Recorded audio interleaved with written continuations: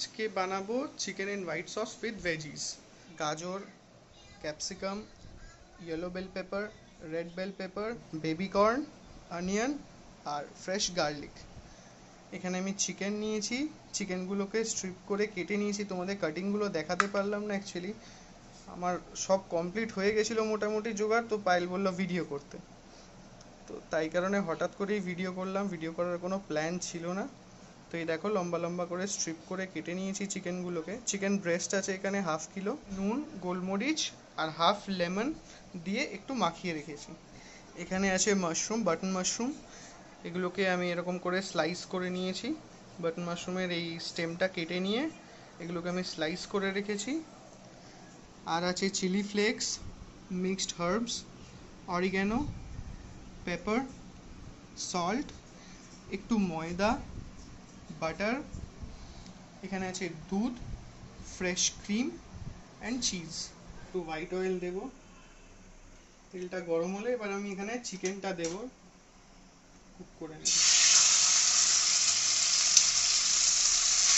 এটাতে নুন, গোলমরিচ আর হাফ লেমন দিয়ে আমি ম্যারিনেট করে রেখেছিলাম। এবার চিকেনটাকে একটু কুক করে নিই। চিকেনটা হয়ে গেছে, এবার চিকেনটাকে আমি তুলে নেব। বাটার, মাশরুমগুলোকে করে নেব। আমি তার একটু বাটার অ্যাড করলাম।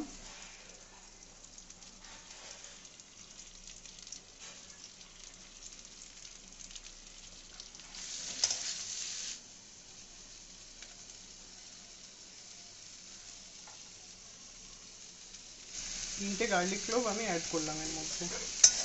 এবার হোয়াইট সসটা বানাবো। প্যান গরম হয়ে গেছে, এবার এর মধ্যে বাটার দেব। 2 চামচ ময়দা।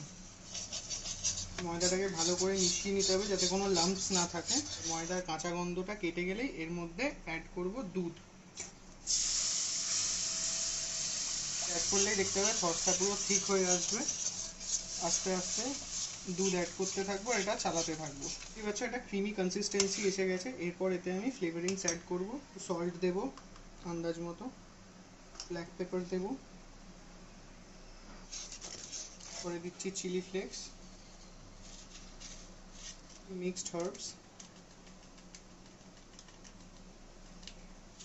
অরিগ্যানো। এর মধ্যে আমি দিচ্ছি এই গার্লিক। এই গার্লিকগুলোকে আবার আমি ক্রাশ করে দেব। এবার এর মধ্যে আমি অ্যাড করব চিজ। চিজটা মেল্ট হয়ে গেছে, এবার আমি সব ভেজিস, চিকেন যা যা রেডি করেছিলাম সব দিয়ে দেবো।